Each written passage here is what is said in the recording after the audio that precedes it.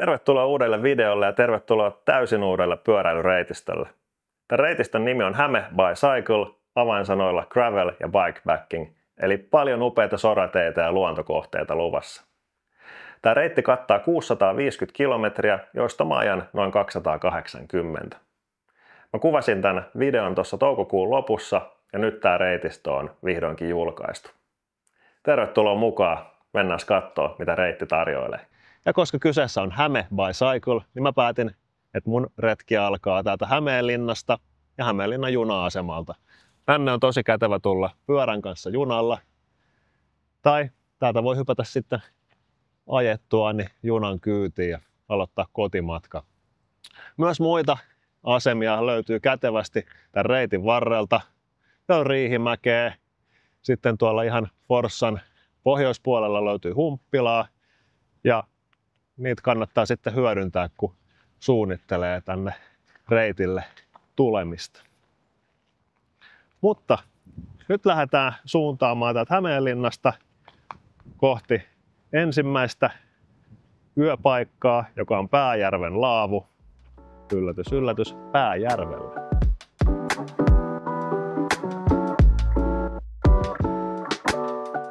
Sitten on aika alkaa karistelemaan kaupungin pölyjä. Hienoa rantareittiä. Saadaan nautiskella tässä Hämeenlinnassa.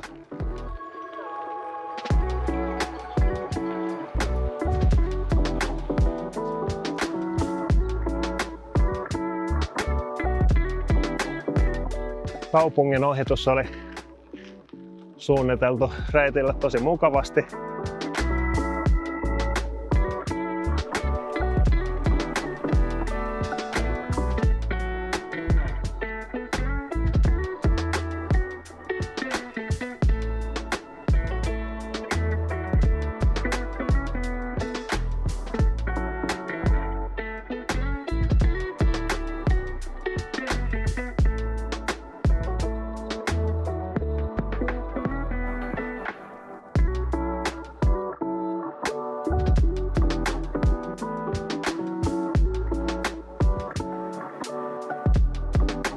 Ai vitsi, mä oon kyllä harjujen fani, että tää on aivan huikea hienoa tää Ahveniston harju, missä päästään ajelemaan tätä reittiä. Voidaan puhua, että olisi melkein kesä.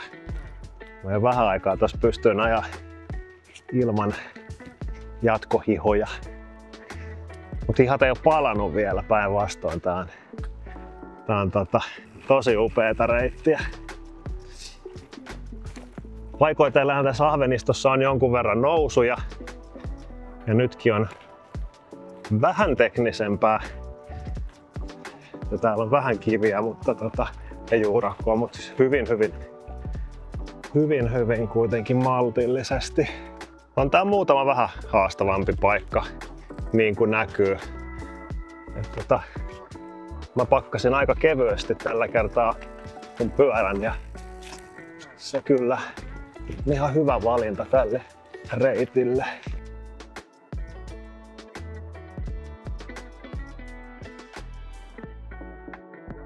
Sitten vähän siirtymäpätkää maantien laitaa. Ai vitsi, voi kukkapellot siellä täydessä kukoistuksessa.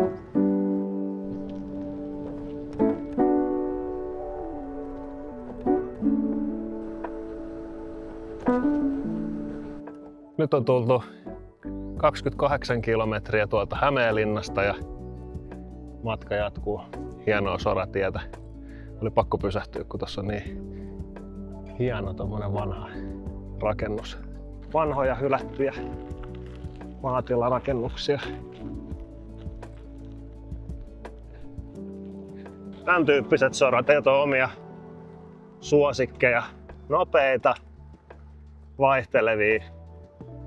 Hyvä pinta, kulmikas. Ei, sanoisin, että mieluummin pyöreä.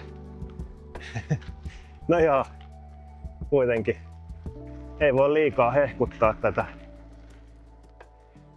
lämpöä ja vihreyttä kyllä pitkän talven jälkeen. Nyt on ollut jotenkin poikkeuksellisen kylmä kevät vielä.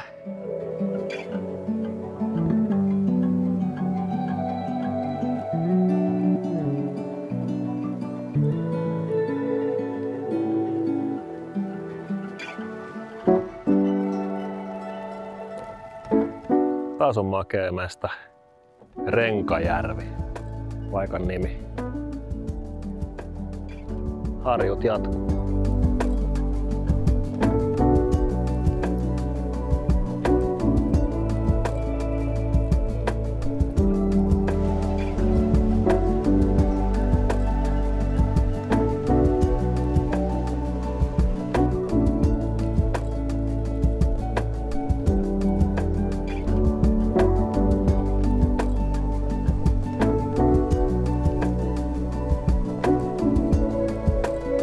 Mä oon jollain aikaisemmalla videolla tainnut mainita, että olen siirtolohkare fani. Vitsi huhu. Huikee möllykkä siellä odottelee. Mennään kattoo lähempää vielä. Huikee. Tosi makeeta tää reitti nyt. Ei, ihan siis sairaan siistiä. Mökkitietä ilman mökkeilijöitä.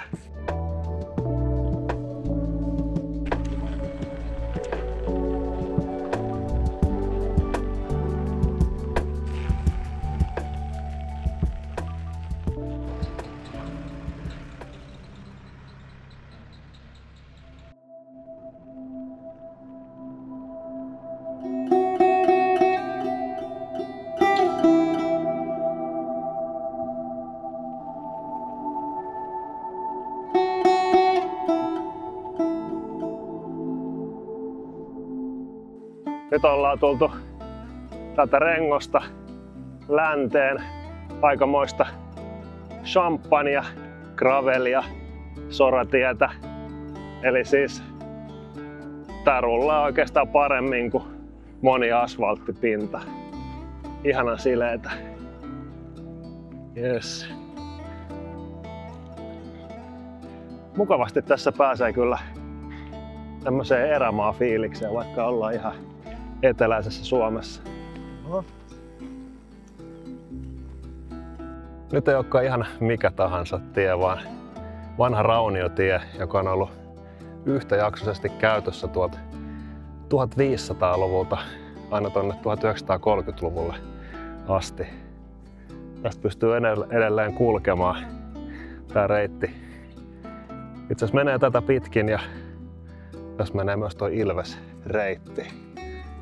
Aika siistiä. Vanhoja aittoja.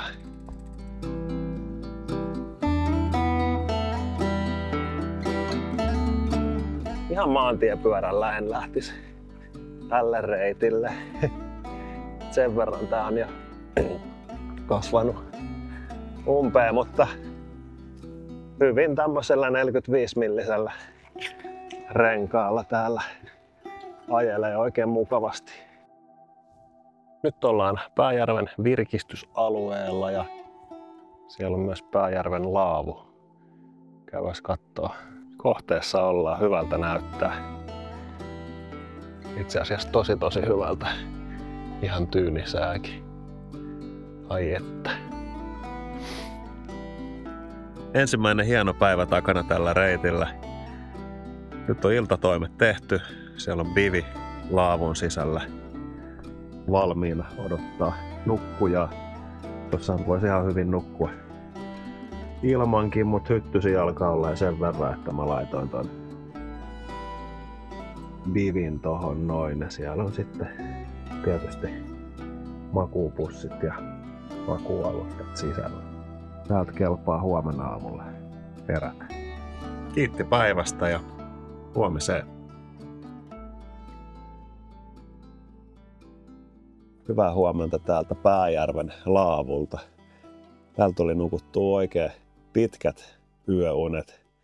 Oikein harvinaiset tälleen laavussa nukkuneena tai ylipäätään ulkona nukkuneena. Yleensä tulee herättyä tosi aikaisin, mutta nyt näytti kello olevan jotain 8 paikkeilla tuossa. hyvin pitkät unet tuli nukuttua. Ensimmäinen yö luonnossa menee aina vähän rauhoittomammin, niin sekin vaikutti ehkä vähän asiaan, että sitten tuli tuossa aamulla vielä nukuttua vähän pidempään. Tosi hienoa reittiä tuli ajettua eilen, mukavan maltillinen 80 kilometriä. Tänään jatketaan reittiä tonne itään päin ja käydään siellä Saaren kansanpuistossa. Sieltä päin sitten lähdetään kohti Liesjärven kansallispuistoa ja Hyypien vuokratupaa. Nyt fiilistellään vähän aamua vielä täällä laavulla.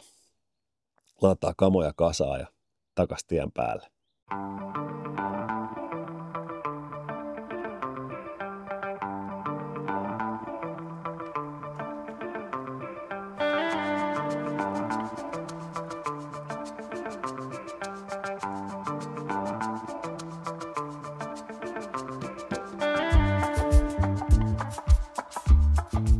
Päivä numero 2 on käynnissä ja nyt on edetty tuolta Hämeenlinnan puolelta tänne Tammelaan. Tää onkin mulle tuttu tie. Mä taisin viimeksi ajaa tätä vähän eri olosuhteissa.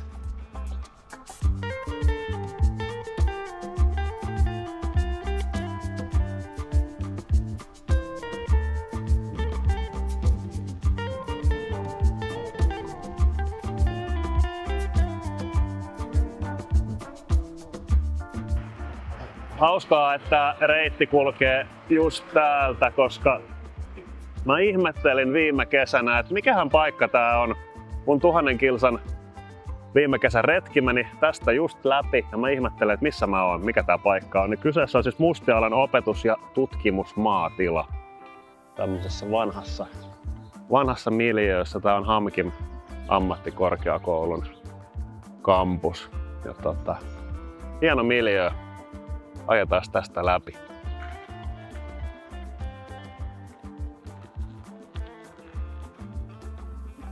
Tossa olisi ollut itse asiassa kampuksen lounasravintolakin vielä auki, mutta sinne rysähti bussilastillinen eläkeläisiä just, niin ei viitti mennä sinne hikoilemaan. Koska kääntäjä ei tajua, mitä tarkoittaa Tammelassa vedetty pizza huiviin, niin sanon vain, söin pizzan Tammelassa. Silleen vink vink, jos Tammelan suunnilla on, niin pizzaa saa 1:30 asti, että siellä on myöhään keittiö auki. Tammelan tavernassa siis. Ei vitsi, nää näyttää hienolta nää voikukka niityt. Tää on siitä hienoa aikaa retkipyöräilylle tää alkukesä. Kevään ja kesän taite, kun nämä voikukat kukkii.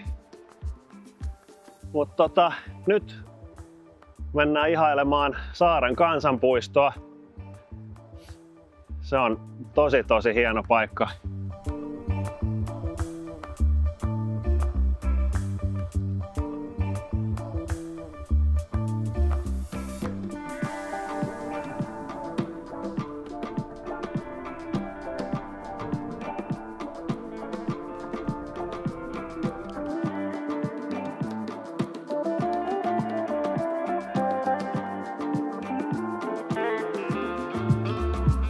Poukataan vielä Eerikkilässä ennen Liesjärveä.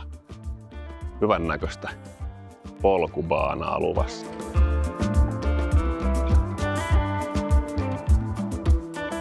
Eerikkilän urheiluopisto suuntana. Tosi hienoa neulaspolkua kangasmetsää.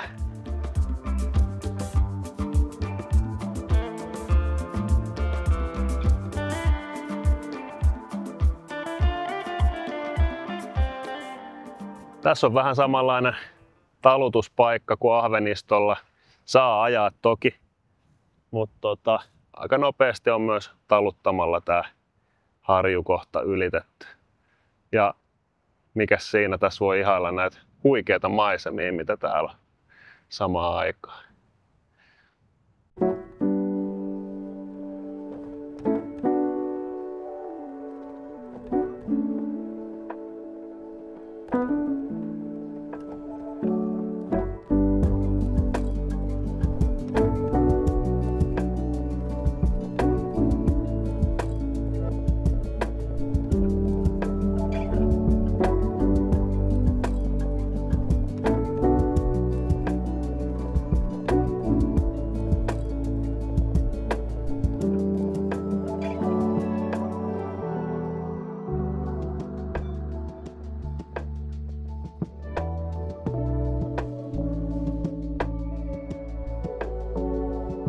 lepposaa, rauhallista soratietä on saanut lasketella tuolta Eerikkilästä kohti Liesjärveä.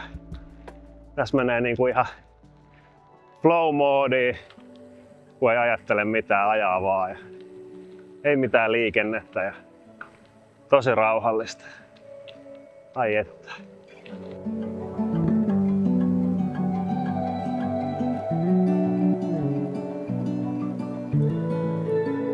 Liesjärven kansallispuisto, Kyynäränharju ja Hyypiön vuokratupa.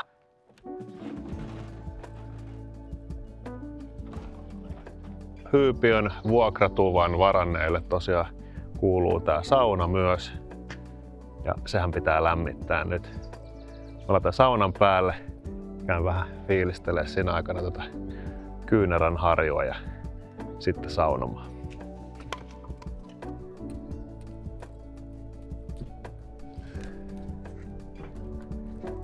Huomisaamulle on luvattu aika koleeta ilmaa, niin ihan siltäkin varalta piti tulla vähän fiilistelemään ilta-aurinkoa vielä tänne Kyynäränharjulle.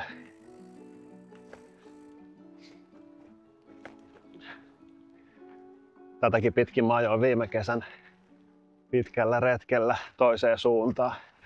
Oli muuten kiva ajaa kyllä tuolta Tammelasta tähän suuntaan, kun tuntuu, että se vietti vähän alamäkeen päin. Vaikka nousumetrit ja laskumetrit oli niin kuin aika 50-50, mutta tuntuu ainakin vähän siltä, että se olisi mennyt alamäkeen.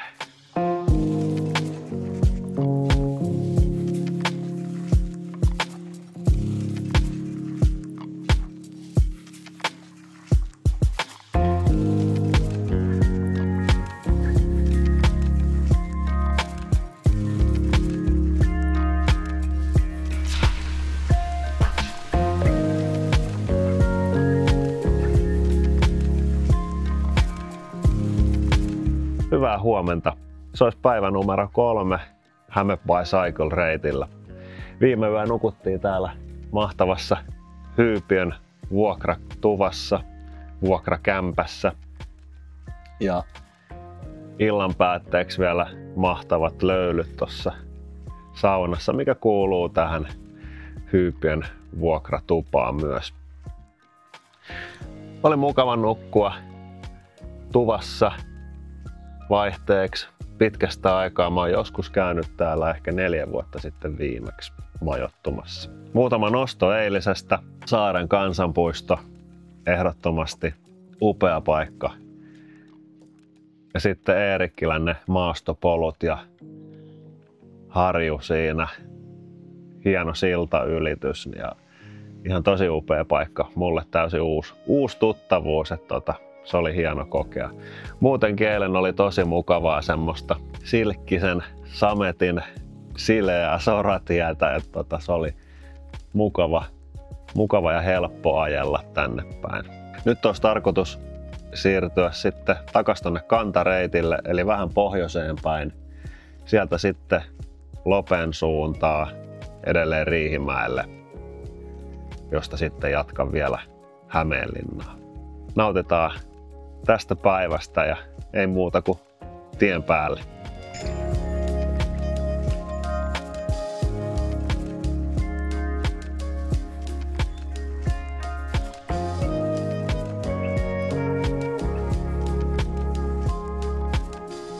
Liesjärveltä siirrytty takaisin tänne kantareitille. Siinä oli semmoinen 14 kilometriä siirtymää, eli ei paha. Nyt matka jatkuu tuonne Melkuttimen suuntaan.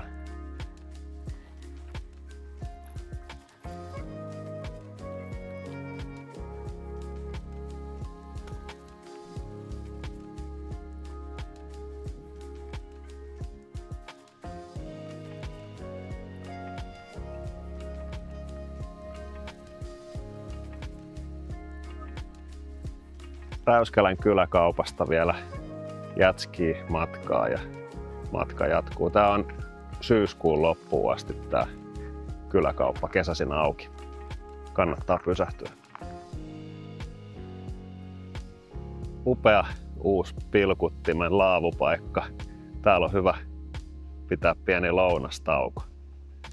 Täältä löytyy grillikota, pari tämmöstä pöytäryhmää, vessat, puita ja kauniit maisemat.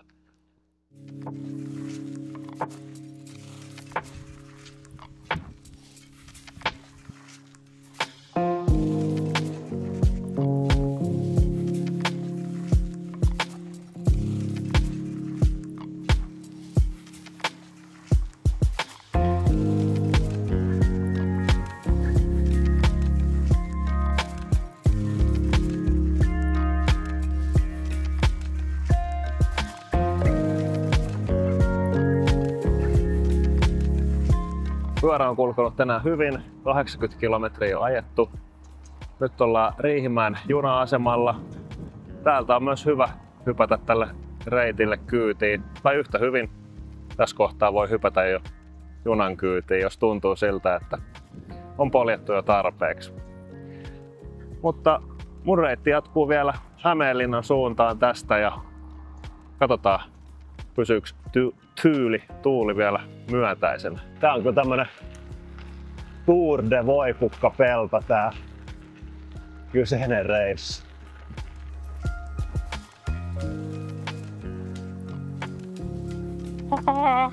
Kiipula ohitettu. Nyt ollaan täällä Turengin Janakkalan ulkoilureiteillä. Ja hyvät näyttää taas. Hämeenlinna lähestyy.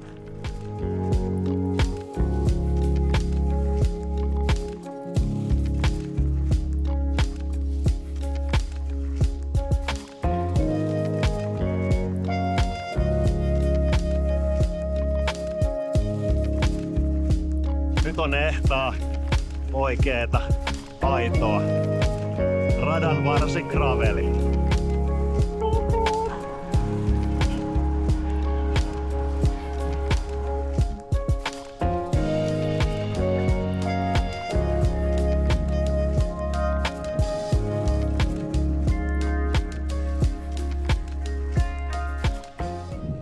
Häme by Cycle-reitti tuli päätökseen mun osalta.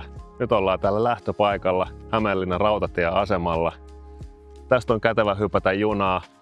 Tai jos sä haluat palkita itses, niin mikään ei estä nappaamasta hotellia tuosta kaupungilta ja vähän naattia lakanoista pitkän retken jälkeen. Reitti oli tosi monipuolista ajettavaa. Tänään säät suosi. Ei satanutkaan, vaikka piti. Myötätuuli tuuppas kivasti sieltä etelästä pohjoiseen päin. Ja tosi mukavaa, nopeata ajettavaa. Metsätiet. Ihan kuin olisi ollut jossain tosi paljon kauempana kuin Etelä-Suomessa. Tää reitti on hyvä esimerkki taas siitä, että sun ei tarvitse lähteä tonne kauas pohjoiseen välttämättä, vaan myös Etelä-Suomesta löytyy ajettavaa. Ja nimenomaan sellaista ajettavaa, että saat olla ihan rauhassa. Iso kiitos, kun katsoit tänne asti. Mä olisin tosi kiitollinen, jos laitat peukkua, kommentoit videota ja laitat kanavan tilaukseen, jos se ei vielä ole. Siitä on iso apu mulle ja kanavalle. Kaikki tähän reittiin liittyvät tiedot löytyy tuosta videon kuvauksesta, joten käypä tsekkaamassa sieltä reitti GPX, jäljet ja muut. Nähdään seuraavalla videolla. Moi!